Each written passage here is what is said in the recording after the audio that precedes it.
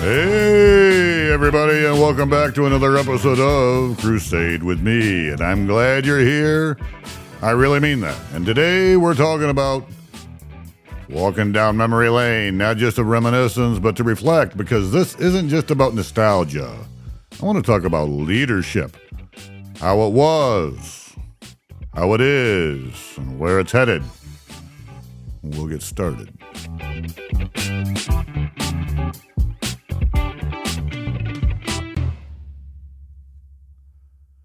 I love coffee, I love tea, I love the jive and it loves me. Coffee and tea and the Java and me. A cup, a cup, a cup, a cup, a cup. Ah. Well, hello, my queen. I don't know what that We're was really about. doing memory lane, are we not? That was so bad. Oh, well, I don't care. We are not the Manhattan Transfer. Transfer, For no. you youngins. Check it. Google it out. Yeah. When in doubt, Google it out. That's right. That's an oldie. Yeah, I guess. Yeah. It is. It is. And I'm not even drinking coffee this round. I've got my V8 pomegranate and blueberry juice over ice. You know what I got? Coffee. Java. And it's not our Cuban Queen coffee in Key West. No, either. it's not. It's I might have to order some of that online. it is I'm still going through that French roast Starbucks stuff. I know. Anyway. I'm you good. You look gorgeous as ever. Oh. You do. You're too You really kind. do. You're too kind. Thank goodness we're not on video. We're going to do that one of these days. One of these days, we're going to actually make a video, a podcast video. Oh, then I have to shower, get out of my jammies. We are both in our pajamas, yes, but that's the beauty of podcasting. That's right. That's right. And I've been told numerous times through the course of my life that I certainly have a face for radio. So, we'll probably lose viewers if I make a But video. at least you have a voice for radio. Yeah, I've heard that too. I don't know. You know what? Smoke 2 packs a day for about 50 years, and you can be there too. So, Youngins, do not listen to that advice. Yeah, no, please never start that nasty habit. And Mimi doesn't help that with the kids because I still buy the kids candy cigarettes, and one You of have to them, go to like an Amish store or some bullshit like that, right, to find it, or the cigarette shop. I can't remember. Where do you find those? the smoke shop, The smoke shop. and Ribeye loves them, and he It goes scares to me. horse shows with his. He looks like a young Marlboro man because he gets his black cowboy hat on, and Ribeye loves to be a dad junior. Yes. Because his dad always wears jeans, very rarely wears shorts. Right. As his white legs is an indication of that. He's got a farmer's tan. It was so hot this last week that we got a picture of him in his underwear. Our son-in-law. Our son-in-law. Not Ribeye. Yeah. So I was so grateful for that. I'm like, Yeah. why am I getting a picture of my son-in-law in his underwear? Yeah. But anyway. when Ribeye was sick one time here, I told him, go put some sweatpants on or some shorts or pajama pants because he sleeps in his underwear. Why? Because his dad does. That's his answer to everything. Right. And Well, that's he telling. did not. He put jeans on. I'm like, buddy, you don't feel good. Go put something comfortable on. He goes, my jeans are comfortable. I But understand anyways, that. when I brought the candy cigarettes to the, and please do not chastise me. My babies love these, Yeah. and so they get them. Again, we grew up with candy cigarettes. Well, I just, what startles me is his fluidity and knowing obviously how his to hold them. observation of Yes. watching smokers. And his parents used to smoke, I think. They don't. Yeah, they vape now, Yeah. but and they're coming off of that. Very proud of them. But anyways, he holds it correctly, and Yes. he leans his arm up against the horse trailer, his foot up against it, and he does the puff. He is in full Marlboro Man character. But every time I've bought them and I just do it a couple times a year because Right. he enjoys them in We particular. have to regulate them, right? Yeah, I mean, he's the one. He is the one Yeah. that every time I see him, did you bring me candy cigarettes? And then I happen to find them when in the one time up in the town that we go to near your work. I found the old bubblegum cigarettes. And they still do that. He figured this out, that if you blow blow on out it, the powdered the sugar powdered comes sugar off. comes Yep. out like smoke. Oh, but I have started telling him, please, please, please, never smoke. This is just pretend. This is just play. Right. Do not ever start smoking. You know, Mimi would just be so heartbroken and sad and blah, blah, blah, blah, blah, blah. And he promises me he won't. But I do feel like I'm somewhat sort of leading him down a path of sin. God. Okay. Anyways, well, definitely. Oh, so all of us smokers are damned. Oh, I guess you included, right? All of us smokers are damned, huh? Oh, Well, no judgment there. Definitely a road of ill health. Okay. I'm not trying to put my head in the sand. I had a health professional tell me she was less concerned about my smoking as she was about my weight. And I'm like, well, believe me, if I didn't smoke, I'd be a lot heavier. So, the cigarette is my fasting mode. I mean, I remember years ago, okay, I was 10 and I couldn't afford to smoke a lot of cigarettes, but they were, I think, 30 or 40 cents a pack at that time. But if I had 30 or 40 cents, I had two choices. I could, one, buy an ice cream off the ice cream truck, or I could walk up to the gas station and get me a pack of cigarettes. And because I was young, they frowned on me, so I just went to the machine, put the money in the machine, and you pull the long knob, and it dropped a pack, and I think it dropped a pack of cigarettes and 2 pack of matches. And I remember one time I was walking back down the main road back to the house, and Mom and Dad were coming down. I had already lit a cigarette, and I'm walking back smoking it. I put that cigarette lid in my mouth. Oh, my goodness. Trying to hide the cigarette. I'm sure your dad would have loved to have confiscated them because that would have been a free pack of cigarettes for him. But he had to hide his cigarette smoking. Well, later in life, yeah, he had, for health reasons, allegedly had tried to quit. But anyway. No, a little bit of trip down memory lane. Couple things happened, right? I had, it was actually you instigated this, and we were having a conversation about an old boss I had, and I'm trying to remember the time frame. So this goes back, what, 15 years? Oh, no. Well, definitely the 2000s, mid 2000s. No. Yeah. Okay, 2003. I was only there for a couple of years. It was like, yeah. No, because I had surgery in 2005, and you were still in the Oh, mills. okay. So probably it was- around 2007. Okay. Okay, so I wasn't off the mark. No. No, not at all. Right. And so here's my story. Here's a story, and I want to talk about this because I want to talk about leadership. The title of this episode is Down Memory Lane and Into the Future. What are we teaching about leadership?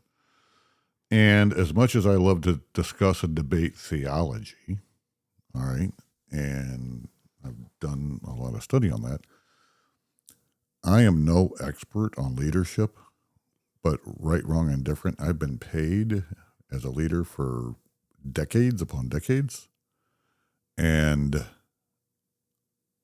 even a stupid guy like me can learn some lessons over time, right? So Stupid. I have learned, and I reconnected with my old boss, first through LinkedIn, and then I get on LinkedIn. I messaged him and left my cell phone number, to which he texted me, and with his cell phone number, obviously, but he texted me. And so he said, we'll talk tomorrow. And so he called me, and we talked. It's just great conversation. Great. His initials are MC, so I'll just call him MC. And MC Hammer? he could be. He could be. Little oddly enough, his last name is very Italian, I think. I'm pretty confident his name is Italian. Wow, you like working for the Italians. But, well, yeah, but he was like blonde hair and blue eyed. So, and I know you can't go by, but anyway, so it was great to reconnect with him. All right. And here's my story about how I had been in the mills for a little over 20 years. And the thing I learned about the mills, when I'm talking about big integrated steel mills. So I'm talking about companies like, this company is no longer in existence. It was a company called LTV Steel. Then I had bounced around divisions within LTV Steel. I was in steel producing. Then I went to finishing. Then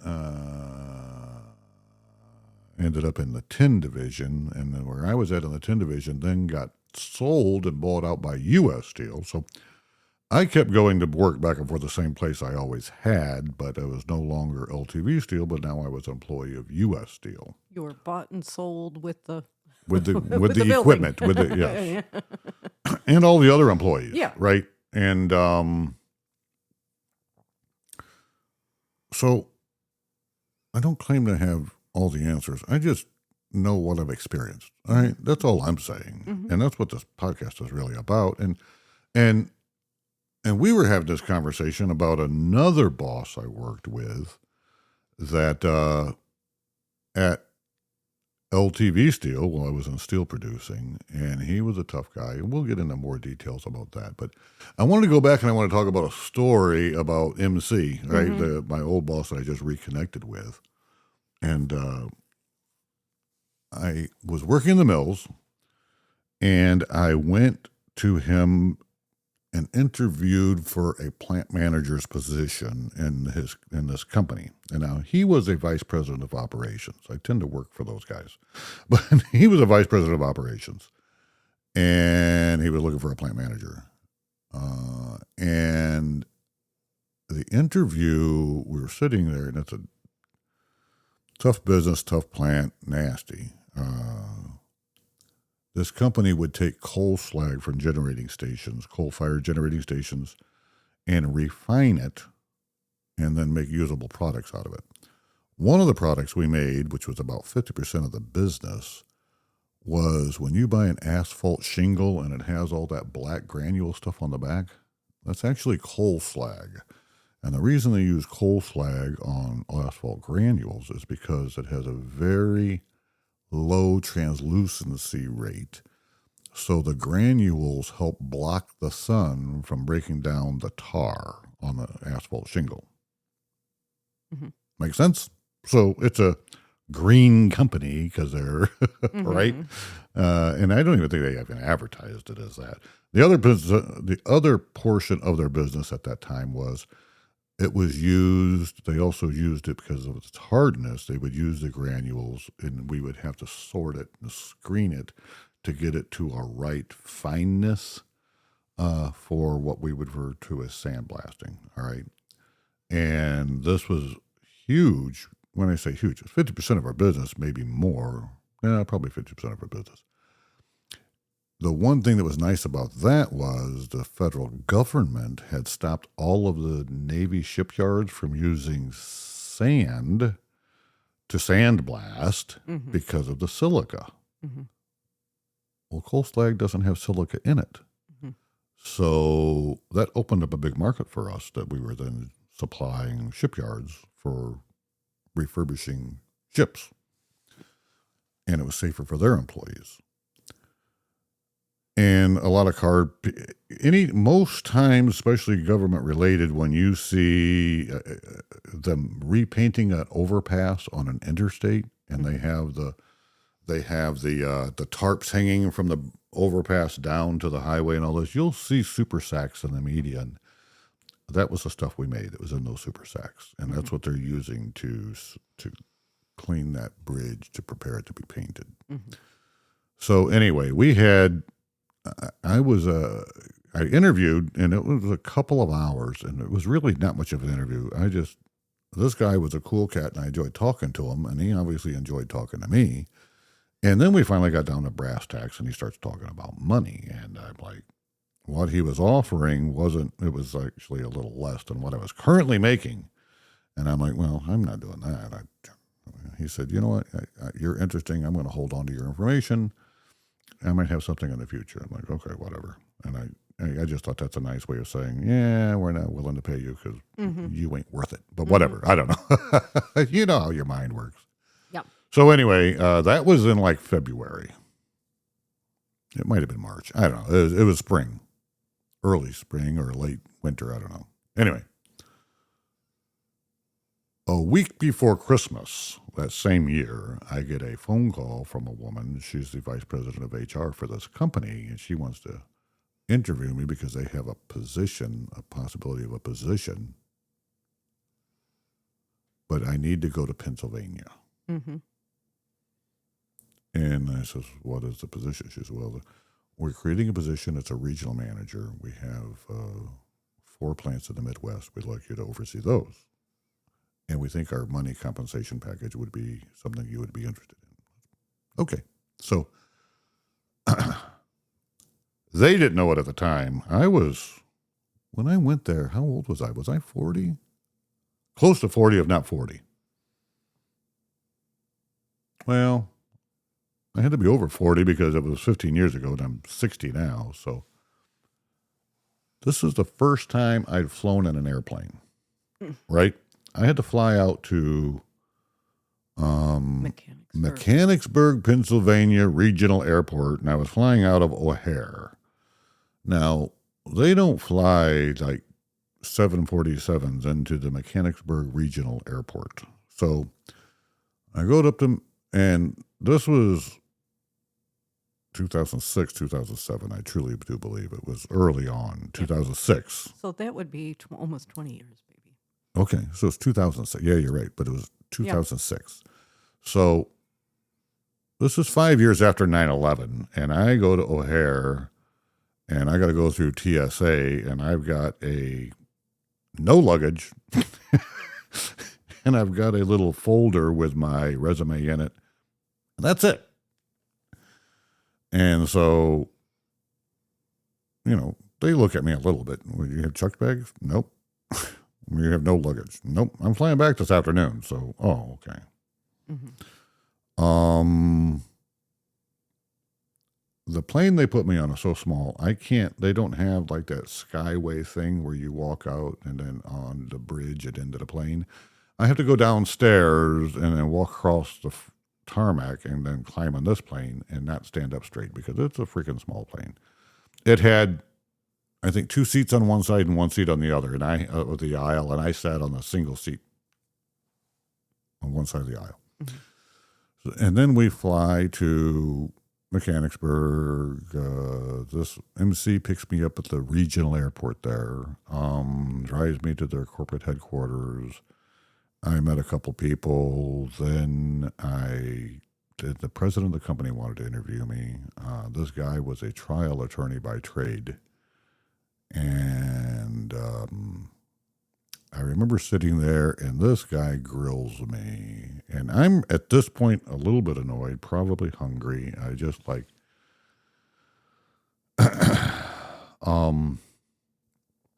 now I'm playing eye games with him. Right? He's staring at me, and I'm staring at him, and I'm not answering. When I say not answering, I'm giving yes and no answers, and because I'm kind of done with it, and now I feel like he's effing with me and just trying to be a jerk. And this guy interviewed me for about an hour and a half. Mm-hmm. And we conclude, well, I thought we were concluding, and then he pulls out the cover letter of my resume, and he says, Dave, it says here that you, and I can't even remember what the hell it says. It says some BS because I think I paid dearly to have that resume made. Yeah, we had it. Pre-internet days or early internet days that we didn't have. And it says something about collaboration or ingenuity. I can't remember. It's all sorts of BS.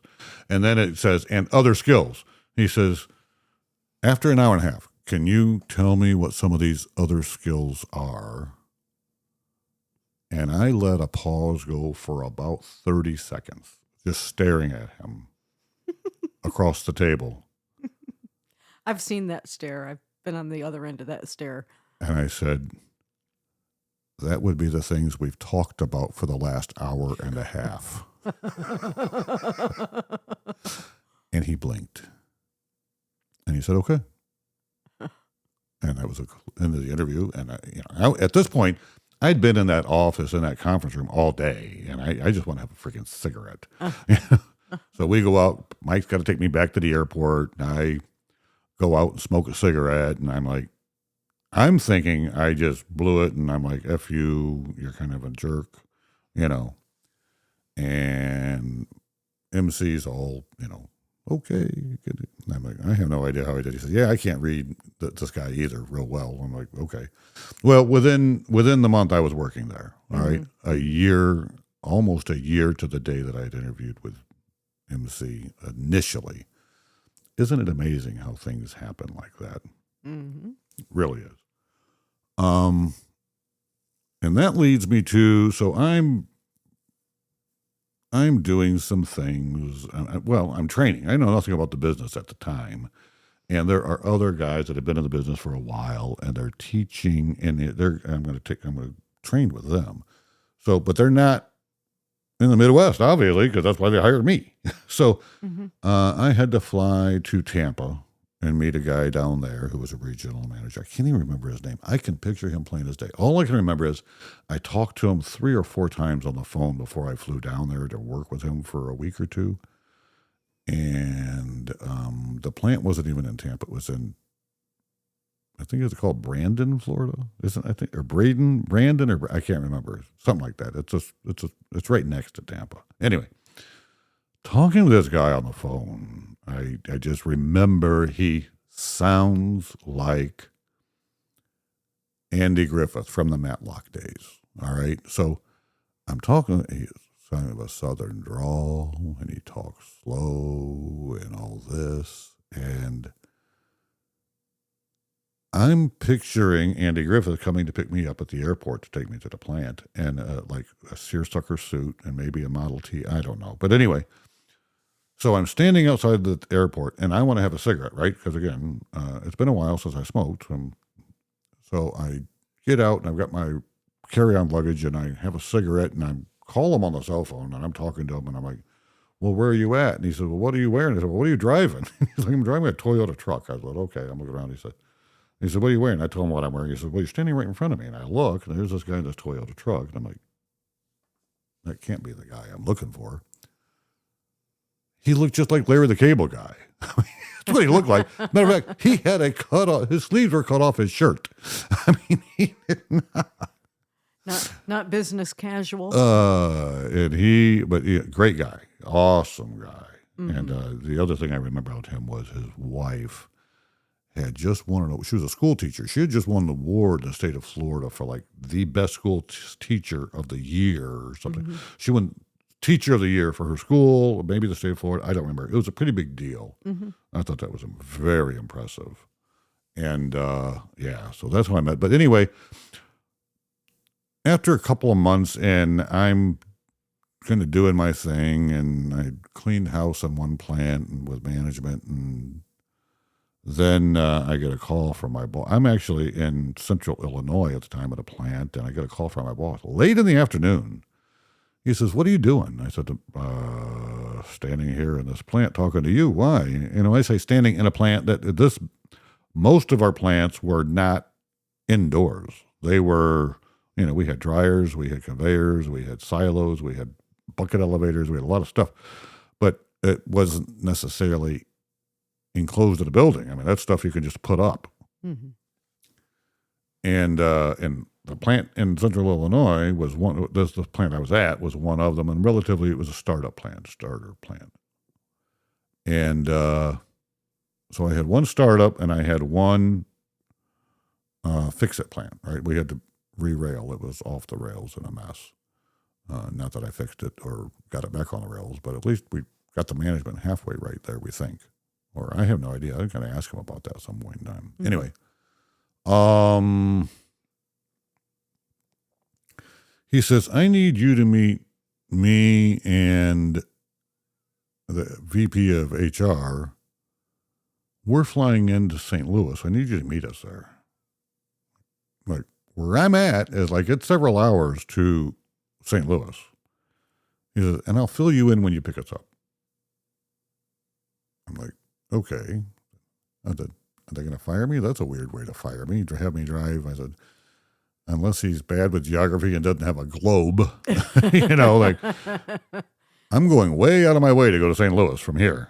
But anyway, because I was already traveling, I had stuff. Mm-hmm. So I think I called you, said, hey, look, I was going to come home. I'm not coming home. Mm-hmm.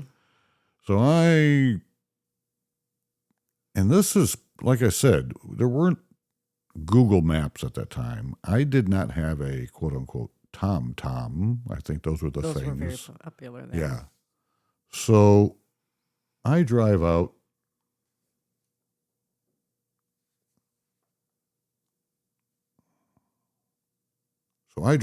And I go to the wrong airport. I go to a regional airport, and it's not the commercial airport. Finally find them. It's amazing how we were resourceful before Google Maps and all this crap. Like, I saw a meme not too long ago. It's like, pull out a map like we're pirates or something. Mm-hmm. We're figuring this shit out. So then I get them in the car, get their luggage in, and we're driving. And I go, where are we going? Well, we're going west. West where? Well, we're going to Kansas. Holy shit. And I know we've got a plant in Kansas. And so they start telling me this story that there's some sort of a love triangle going on out there. We think the plant manager there is implicated in it. And her harassing this young girl that is working there, or potential harassment. And I don't think they said love triangle at the time. I just think they said there was a plant manager there harassing a young girl that's employed there, sexually harassing. Mm-hmm. Okay, well, why am I here? Why am I just chauffeured? And he's like, well, in your interview like a year and a half ago, you said you had training on sexual harassment. I'm like, yeah, we all had to get that training. But anyway, so that's why he picked me. Mm-hmm. We go out there, and I mean, we're driving. It was a haul to get to where we were going. I picked them up like 9:30 at night. We drove till 3 a.m. We got to a hotel, which was still going to be almost an hour from the plant, but that was the only hotel because we are out in BFE, if you know what I'm saying. Mm-hmm. And they said, okay, let's grab a nap, freshen up, and we're going to go and meet at the plant. We'll meet down in the lobby at 5 a.m. so we can be at the plant at 6, because that's when the plant manager gets there before everybody else gets there, so we can talk to them and, not make a big deal. Okay. So we do that. I don't think I ever slept, quite honestly. Mm-hmm. Because I was trying to be respectful. I don't recall. I didn't smoke in the car because neither one of them are smokers. And MC is kind of a freak about that stuff. I don't know if he's a born again smoker or what, but anyway. So we go to the plant, and I'm just going to say, CW, that's the VP of HR, phenomenal. She's great. She's good. And MC and I meet him, and this plant is like, it's literally on the border of a coal-fired generating station, and we just haul the stuff back and forth by trucks. Convenient. And then process it. So we meet the plant manager. The plant manager's office is actually a freaking trailer. Okay, there's not a lot of permanent.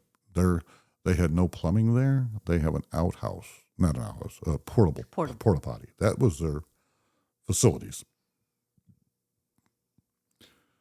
And we start talking to him, and she's asking all the pertinent questions. And I'm just standing there leaning against the door jamb with the door closed, because it's a trailer. I mean, it's not like an office trailer. This is like a trailer, Mm-hmm. and they've converted it to an office, but it's like 8 foot wide, and we're just in one end of it. And MC is sitting. Anyway, so we go through this big ordeal, and we get done with it. We go outside, and I lit a cigarette, and MC comes out, and he's like,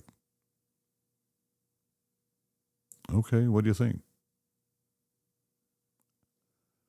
And I said, "He's guilty as hell." He says, "What do you mean?" I said, "He's guilty as hell."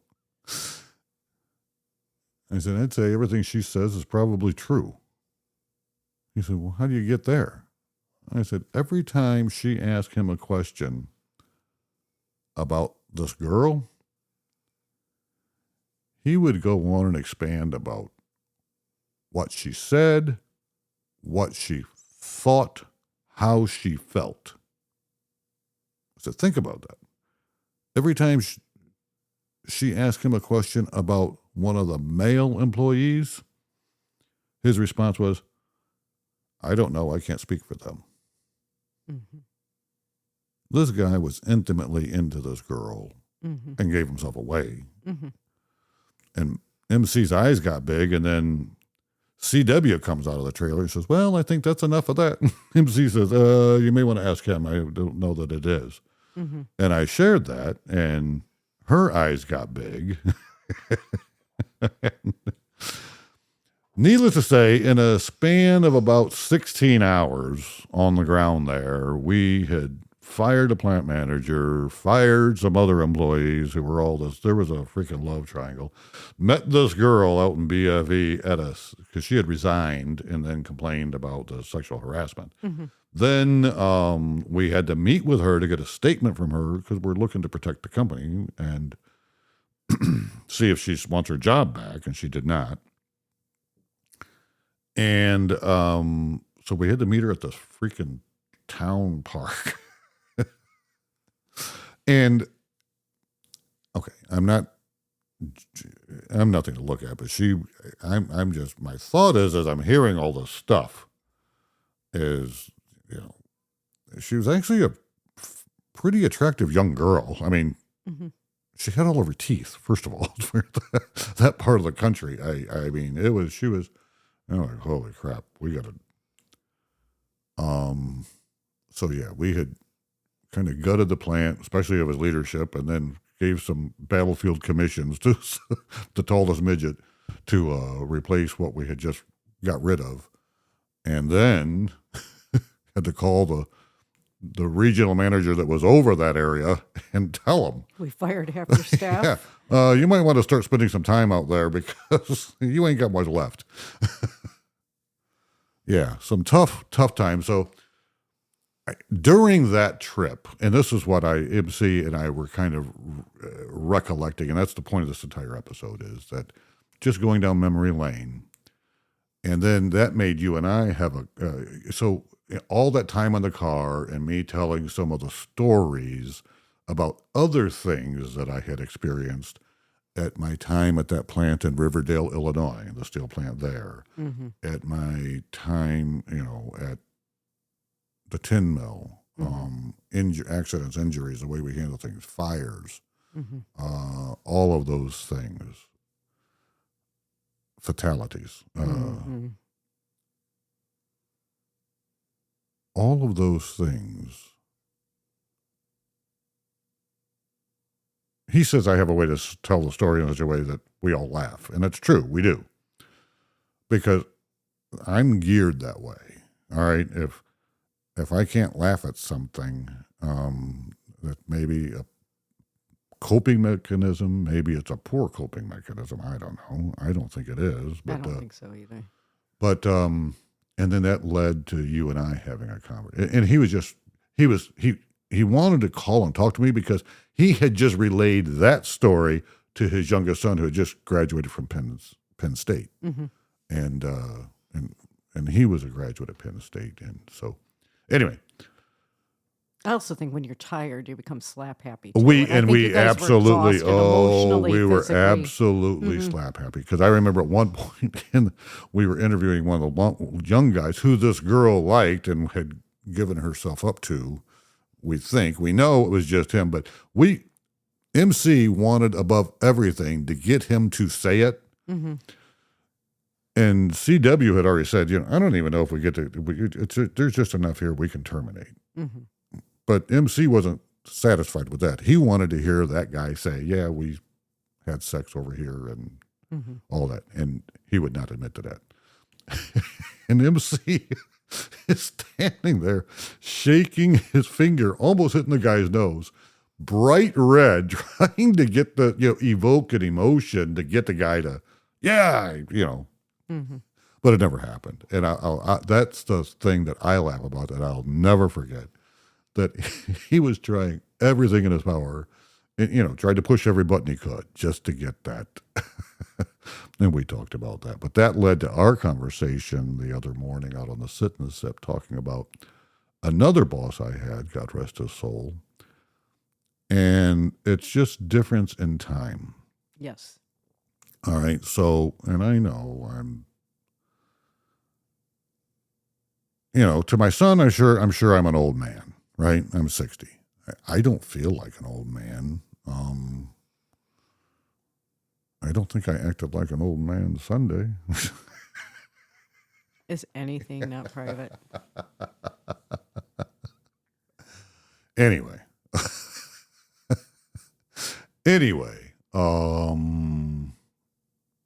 where was I going with this? Because I started thinking about Sunday.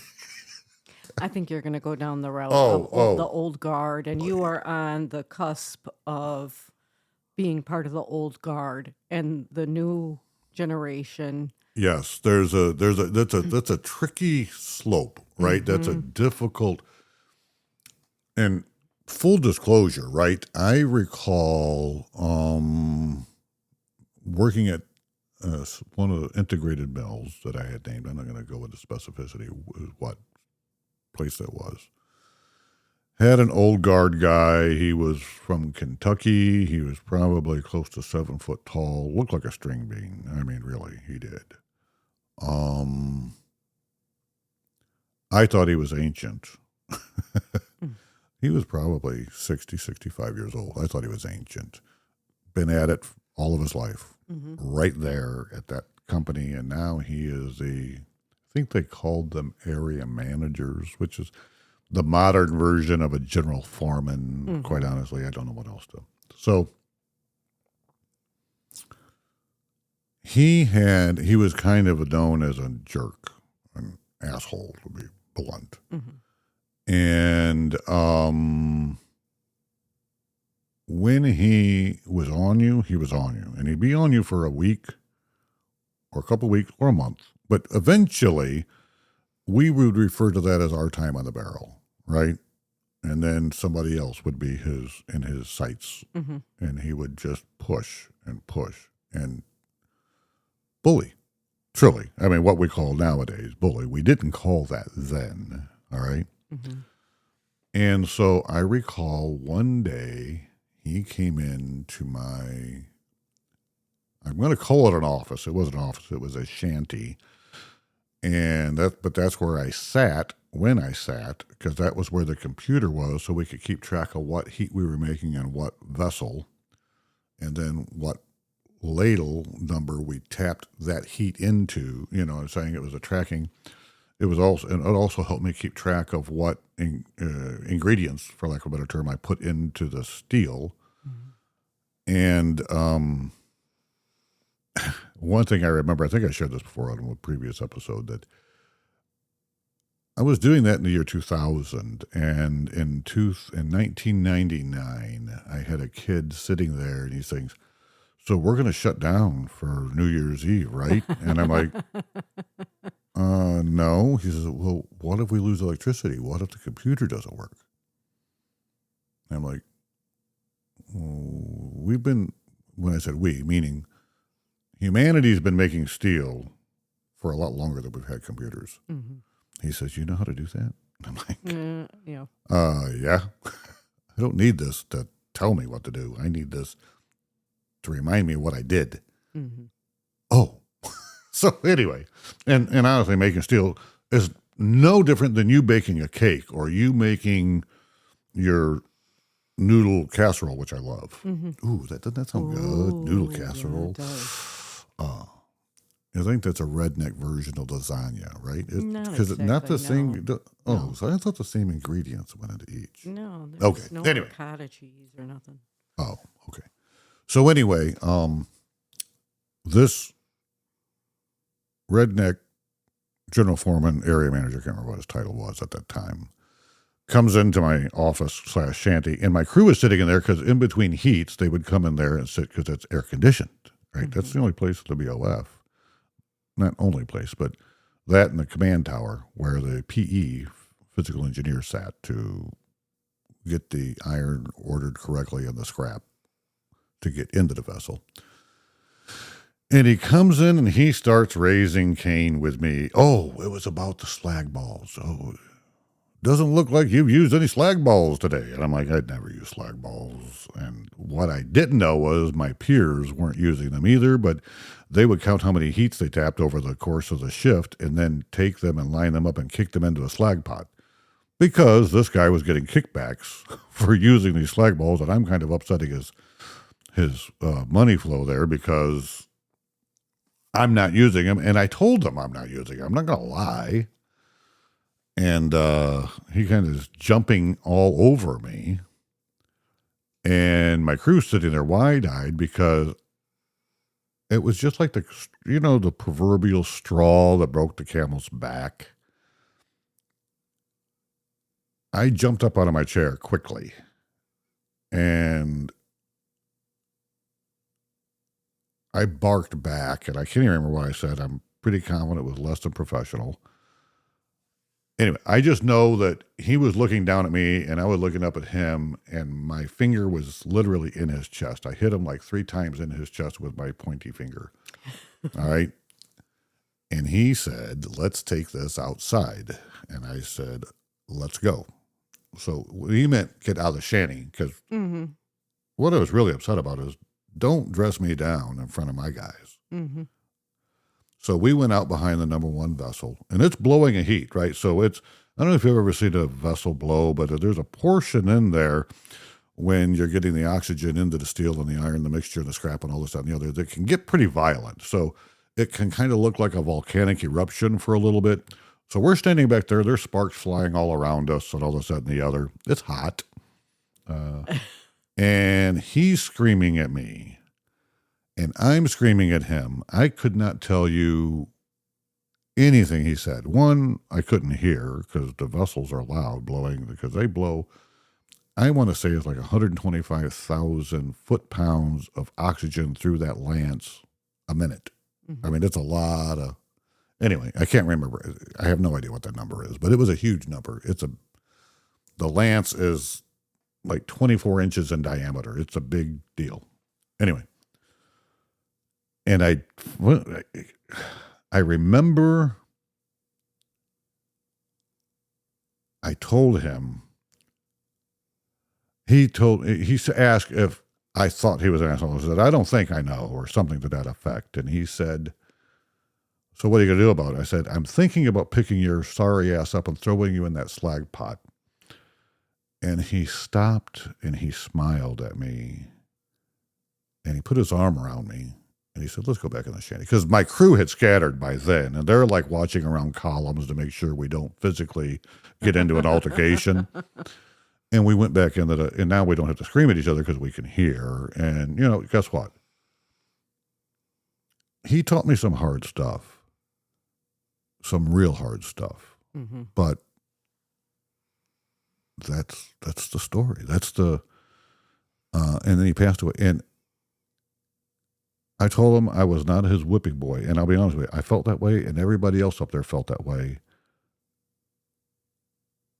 And I almost became a golden child to him after that event. Mm-hmm. That taught me something. Mm-hmm. He was a little bit of an asshole, but he was testing us, when are you going to stand up for yourself? When are you going to stand up for your crew? Because that builds character. Mm-hmm. Now, I can speak from experience. That doesn't fly today, all right? I want to be real clear. That does not. Yep. But what this episode is about, what scares me is, what do we do with our upcoming leaders if this is not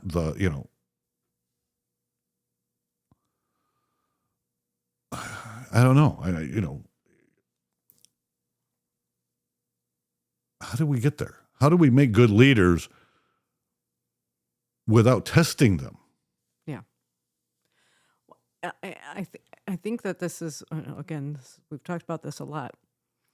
There's this, again, you're on that cusp of you came up through the ranks, and that's how leaders were born, right? Mm-hmm.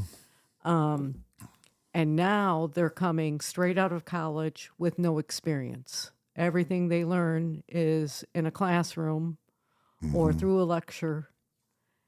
And I think that there has to be a balance. I mean, you've worked with a lot of your bosses. They have the smart ones. Let me just clarify that. The smart ones have leaned into you and your experience, correct? You had one that was like, came straight out of college and was like, I know everything. Yeah. I know what you're talking about, yeah. Yes. And didn't lean into you. Now, your current boss, and you've talked about that before, you were his boss at a different company, and now you flopped. Right. And I think you guys have a beautiful marriage, per se. I'd rather not go there, but okay. He's really not my type. I'm talking about in the work relationship. Because you have to have some sort of experience. And I get it. You can't just come straight out of college, but you can't come out of college and go straight to the level of experience in the job field. You have to have something. It isn't going to come straight out of a book and make it applicable. Yeah. Well, and here's the go ahead. Yeah. But people look down on that life experience. I know. In the grit, in the grime, in the Neanderthals. We're Neanderthals, right? Yeah, I know. But I also realize you can't talk to people. Also, you know this lesson too. The world is gone soft, and I know the mill is obviously it's a different world. It is absolutely a different world. For better or worse, I mean, just like I'm sure the car industry was. I mean, where my dad, I'm sure my dad heard, talked, whatever. It's probably not anything I wanted to hear, or my mom. Correct. But I think that there has to be a balance here somewhere, somehow. I agree. And how do we? Because this is what Ken taught me. Right? It was grit. Yes, that's a good word. I love the word grit. Grit and grace. He taught me how to show up. He taught me to listen even when I didn't want to. Mm-hmm. And he taught me how to take a hit. Whether that was verbally or situationally, and then keep moving forward. Mm-hmm. So he built something within me. Not fear. Although at the time, sure, I was intimidated. I'll be honest with you. But resilience. The idea that leadership isn't about having the loudest voice is what I learned. But it's about taking responsibility when everyone else ducks out. I mean, you remember those times vividly. I know you do. I do. I want to fast forward several years from there. And we visited the General Patton Museum in Kentucky. Mm-hmm. And I want to be clear, the Patton Museum in Fort Knox, Kentucky, Elizabethtown, is not just tanks and desert stories or things of that. It is a museum of leadership. Mm-hmm. And there's a quote from Patton that hit me like a brick. I mean, it sank into my heart. And Patton was known for a lot of things he said. Both good and bad. But he is the one who coined the phrase, lead me, follow me or get out of my way. Mm-hmm. Now, he wasn't known for being soft, but his legacy was leadership through clarity, through presence, through example. So at the museum, you don't just see war history. The way I felt about it, you see human history on display. Courage, flaws, determination, sacrifice. And that's when I started thinking about this, and that's what we're talking about today is, who's training leaders like this today? Because I have, as my job, I have a responsibility to train leaders for this company. And I'll be honest with you, it's not an easy task. And I have to do it under the radar of HR for like a minute. I hope they're not listening.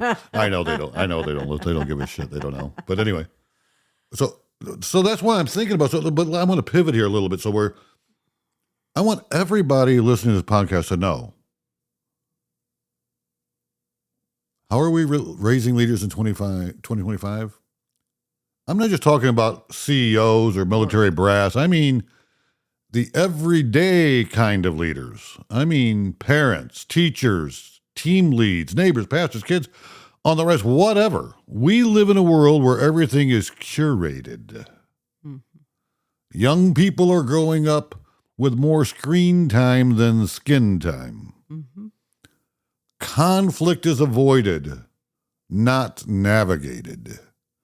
Mistakes are feared, not learned from. And unfortunately, sometimes we reward volume over virtue.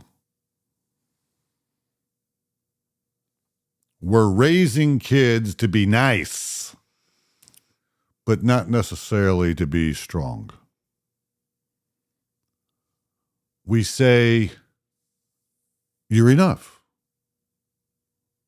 Which is true in terms of value, but not in terms of effort. We must still grow, stretch, and lead. That's what I'm talking about. Mm-hmm. I know that you and I personally have conversations about, we have interest in this, right? Because we have the Fab Five. They range from 12 to 10 months. Yep. Going to be 11 months, yeah.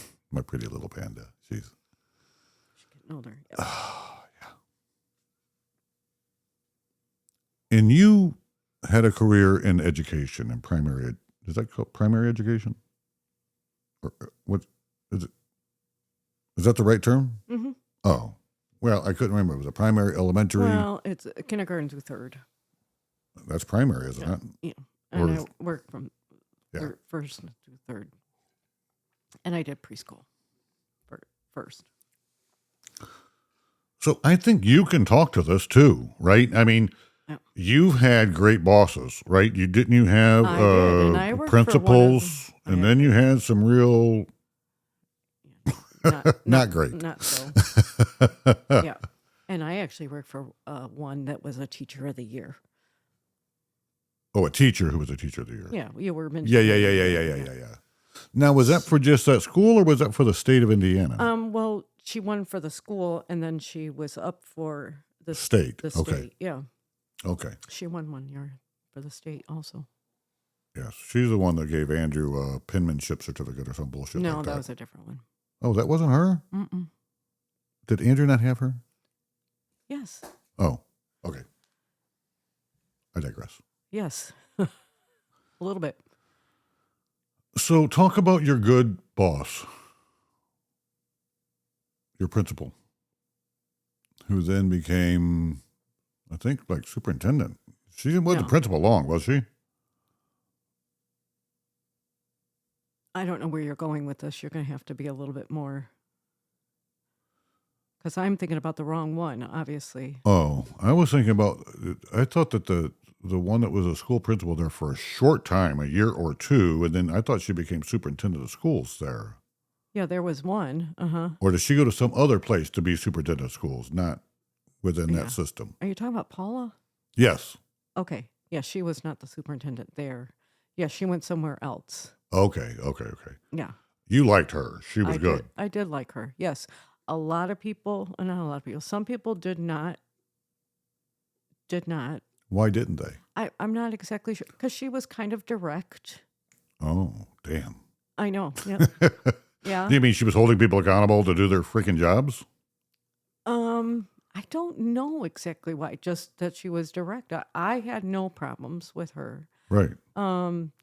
I found her, we went through, and I think we've alluded to this before without getting specific. Yeah. But I maybe haven't told the story before. Uh-huh. We were going through a time. Yes. With me. Well, I don't know that we said with you, but anyways, we were going through a time, and I called to tell her, it was over the weekend. Right. And I called her to tell her I needed some time off. Right. And told her what was going on, and she asked if she could pray with me. Uh-huh. And I said absolutely. And she prayed, and she continued to check in, and yeah, well, to me that speaks volumes. It does, but let me ask you. Okay, it doesn't happen very often. That was personal connection that you had with her there. Yeah, but you liked her prior to that. Yeah, what I'm saying is, did you like her leadership style or did you not? Do you understand what I'm saying? Yeah.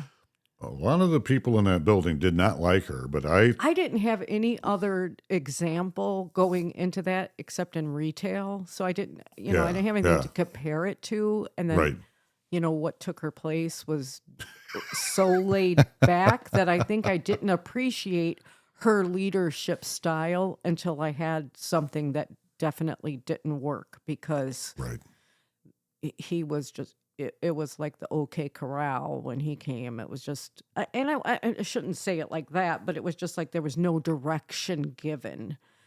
And I think everybody was looking for direction. Right, and that's one thing I'm going to tell you. He was very hands-off, except when it came to like a luncheon. He threw a very lovely luncheon. With his red thong. Yeah, stop. Yeah. Anyway, all right, so here's what I think. Leadership starts where you are. It's not a position, it's a posture. Mm-hmm. So here's a few things we can all do for future leaders. And that is tell the stories. Share our memory lane moments. What worked? What didn't? And then what built us? And we owe the next generation that. We also need to model resilience. Let young people see you fail and get up. Let them see you take responsibility even when it's hard. And challenge them. Stop rescuing them from discomfort. Discomfort is where leadership is born. Teach consequences, not just rules. Help them understand the why behind decisions. I'm guilty of this. Don't just say because I said so. Mm-hmm. And give them responsibility early. Let them lead something small. Let them succeed let them fall. So I want to bring this home. You know, you and I, we were not just walking memory lane for fun. We're doing it so we remember that what formed us. Maybe it was a tough boss. Maybe it was a coach. Maybe it was a mom, a dad, a drill sergeant, a foreman with a vocabulary like a buzzsaw. Whoever it was, honor them. Learn from them. And most of all, become that kind of person for someone else.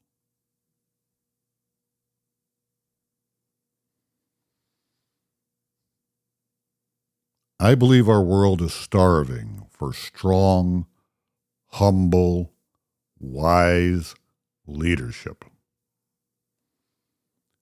Not perfect leaders, but real ones. So let's start small. Maybe today you can pick one young person and you pour into them. Tell them a story from your past. Ask them what they believe leadership is. Invite them into the conversation. Because if we don't, who will? And if we want the future to be filled with strong, discerning, resilient leaders, it's not on us to show what that, it is on us to show what that looks like.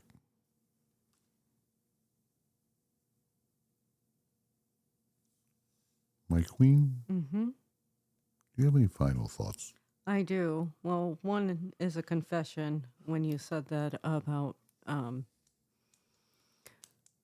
children, Mm-hmm. that we rescue them too much. That resonates with me, and I definitely rescued, especially our son. Yeah.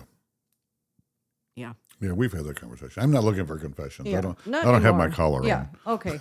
So, so I think in light of reconnecting with MC, Mm-hmm. and honestly his boss too, I encourage, I want to thank them for Yes. taking Yes. a chance on you, Right. because that changed the course of our lives Correct.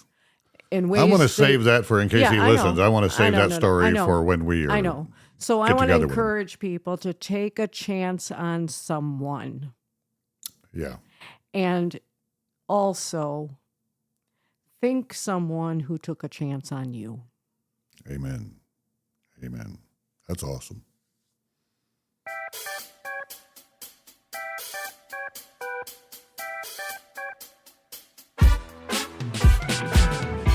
Thanks for joining us today, friend. This has been a special episode for me, but part reflection, part challenge. We don't have to stay stuck in the past, but we do need to bring its wisdom forward. And that's how we grow and how we lead. Until next time, stay grounded, stay bold, and keep crusading forward. This is Crusade with Me.